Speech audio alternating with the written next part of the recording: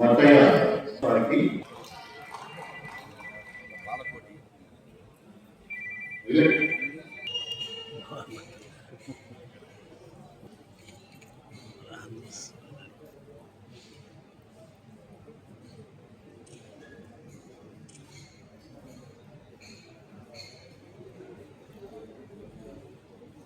సభ ప్రారంభం కాబోతుంది.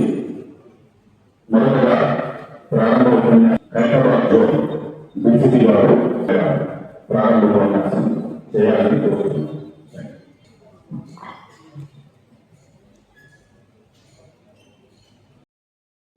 ఈ యొక్క ఇయర్ హనుమాన్ జయంతి సెలబ్రేషన్స్ తరఫు నుంచి మన బజరంగ్ తరఫు నుంచి స్టేక్ హోల్డర్స్ అందరూ కూడా మీటింగ్ కండక్ట్ చేయడం జరిగింది. ఒక కోఆర్డినేషన్ మీటింగ్.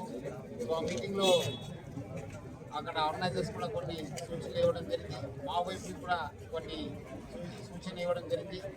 మనము లాస్ట్ 1 వీక్ బ్యాక్నే మన శ్రీరామనవమి సెలబ్రేషన్స్ని బాగా పీస్ఫుల్గా ప్రజల సహకారంతో మనము నిర్వహించడం జరిగింది.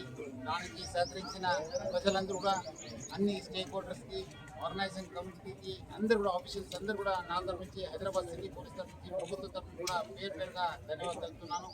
ఈసారి కూడా ఈ యొక్క సెలబ్రేషన్స్ కూడా బాగా పకడ్బందీగా ఏర్పాటు చేయడం జరిగింది. దాదాపు 168 ప్రొసెషన్స్ ఉంటున్నాం. చాలా చోట్ల కూడా ఇండివిజువల్ సెలబ్రేషన్స్ ఉంటున్నాం. చాలా టెంపుల్స్ కూడా సెలబ్రేషన్స్ ఉంటున్నాం. మన అందరూ జోనల్ ఆఫీసర్స్కి మన టీమ్స్ అందరూ కూడా మనం అలర్ట్ చేయడం జరిగింది. అట్లానే ఈ ప్రొసెషన్స్ ఇవి కూడా మనం జిహెచ్ఎంసీ ఆఫీషియల్స్, మన టీఎస్ఆర్టీసీ ఆఫీషియల్స్ కూడా లాస్ట్ టైం ఎట్లా సహకరించారు, ఈసారి కూడా అట్లానే సహకరించారు. మొన్న కూడా బాగా సహకరించారు. సో ఆ వ్యవస్థ కూడా మనం చేయడం జరుగుతుంది.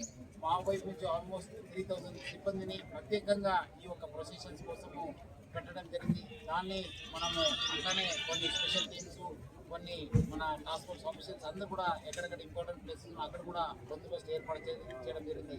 గతంలో ప్రజలందరూ కూడా బాగా సహకరించారు. ప్రతి ఒక్క పండుగ హైదరాబాద్లో చాలా జయప్రదంగా చేయడం జరుగుతుంది. అది మన ఆర్గనైజర్స్ కావచ్చు, మన స్టేక్ హోల్డర్స్ కావచ్చు, అందరూ ఒక ప్రజల ఒక సహకారం వల్లనే అయింది చెప్పడానికి నాకు చాలా సంతోషంగా, గర్వంగా ఉంది.